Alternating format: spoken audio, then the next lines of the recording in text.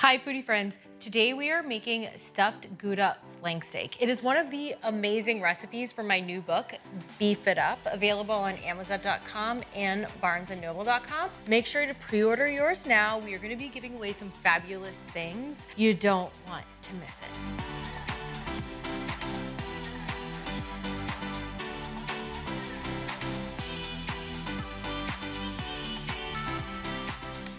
Let's get started. We are going to be using let's just say it, a sexy piece of meat, guys.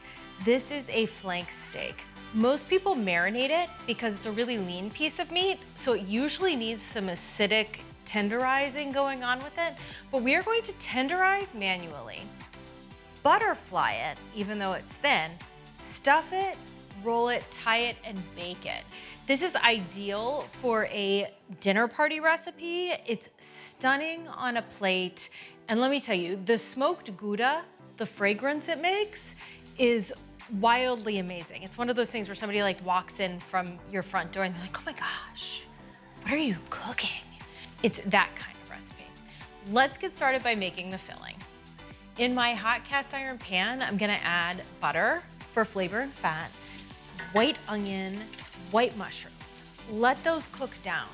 Let all of the water evaporate out of them. And next, add garlic and spinach. Wait until that spinach wilts.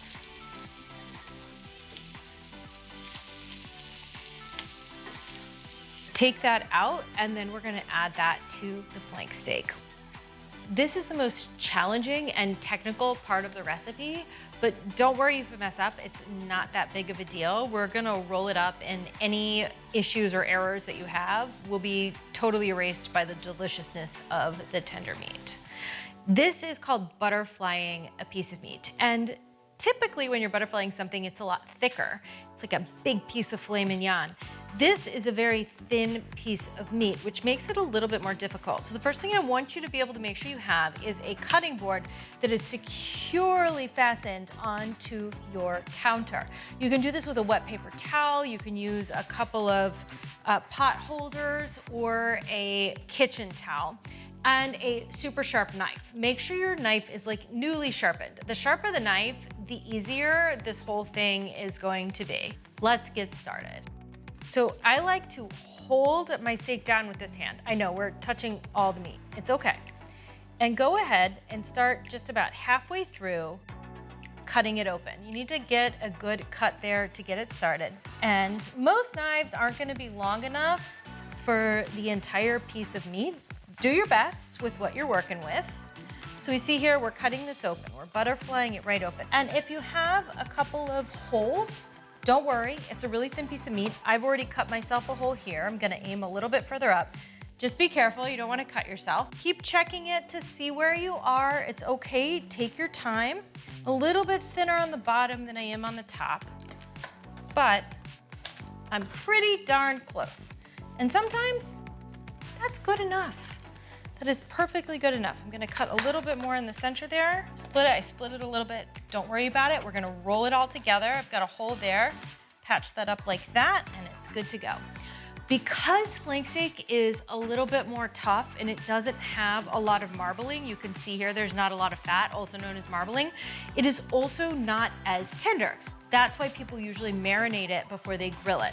Or you can manually tenderize it using a meat mallet. We're going to use the inside of the meat mallet that has all of the spikes on it to manually tenderize it. So go ahead and give it a quick one-over on the thicker areas. The thinner areas you can go ahead and tenderize, but do it a lot lighter because you don't want to like pound them into oblivion.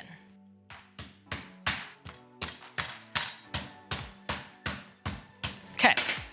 We had some flying meat pieces, we're all okay. It's nice and tenderized, it's gonna be super tender. The next thing we're gonna do is season it with coarse kosher salt and freshly ground black pepper. Cannot stress coarse kosher salt enough. It has a less of a salty flavor, it's a clean aftertaste, and it's not very metallic. And that coarse salt, even though it feels heavier because it's larger of a grain, is actually less salty than a fine sea salt. And freshly ground anything is going to have more flavor than pre-ground. Coarse kosher salt. and then freshly ground pepper. Okay, now we are going to add the filling that we made. It's mushrooms, spinach, onion. Spread this in the middle. The filling, you don't want it to be too thick because then you cannot roll up the roll that tight, and you need it to be super tight to get the meat to cook evenly. But you also don't want too little because then what's the point of making it rolled with some flavors? So if you have a larger flank steak, you might need to double this recipe. So if it's closer to 2 pounds, I'd say go ahead and double the filling.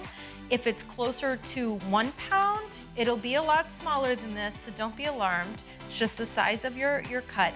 You'll want to do what the recipe calls for, which is just about a third, I think it's a third a cup of mushrooms and half a cup of spinach, but you guys know that I eyeball things constantly, so I can't remember that right off the top of my head. It's all good. Okay, I sprinkled that in there. This is wonderful, this is great.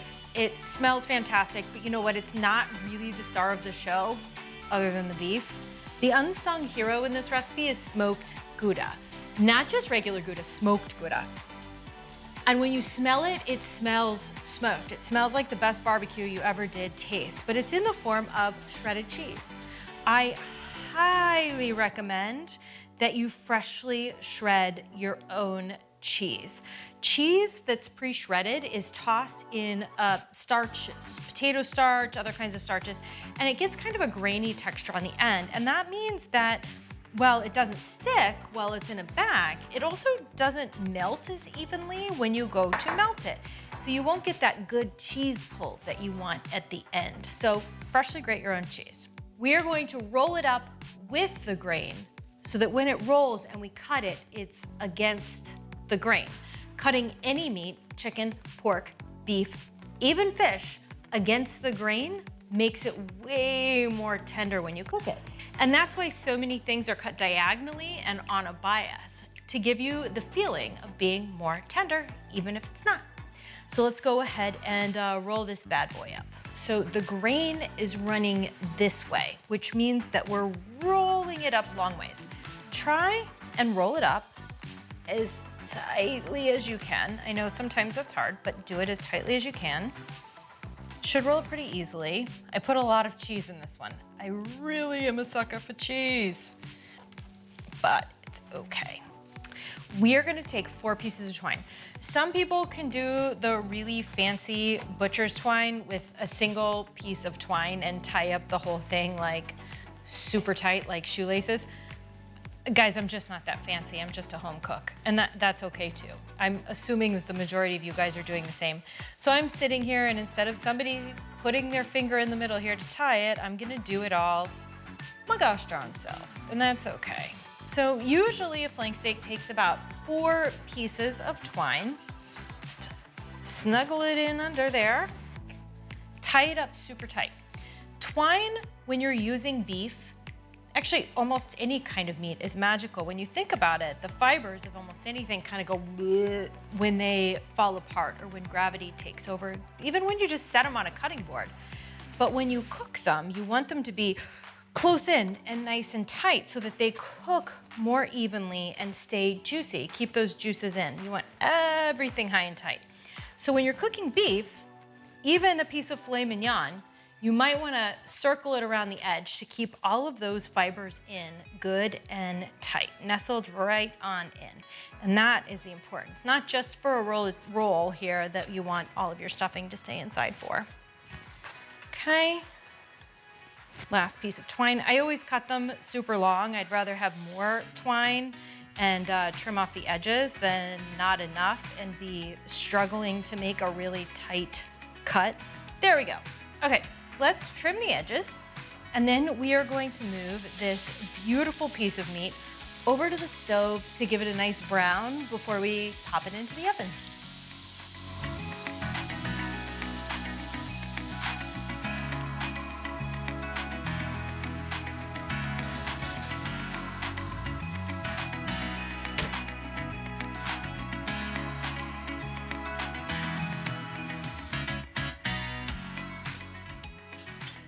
I can smell the smoked Gouda. Whatever you do, make sure you let it rest.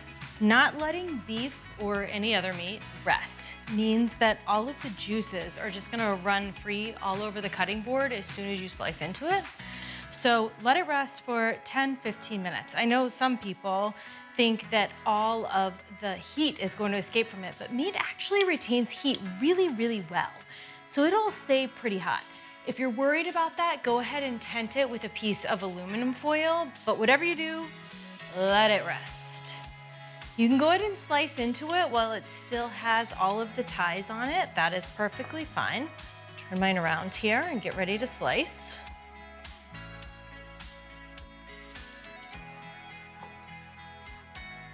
Ooh, look at those cute little pinwheels.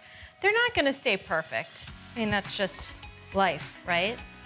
We waited until these were about medium. Usually I'm a rare girl, but they have so much flavor, it doesn't matter. It'll be juicy and succulent no matter what temperature you cook it to. And rolls are a little bit harder to get on the rare side because the center has to be cooked and the exterior is obviously going to be a little bit more cooked. Also, one of the reasons why you don't want to stuff it with too much stuffing. But these are just divine, just perfect. Whoop. I'm gonna serve mine with my famous almond rice pilaf. You can get the link for the recipe in the description below, and pan-fried broccolini. From my kitchen to yours, have a great day.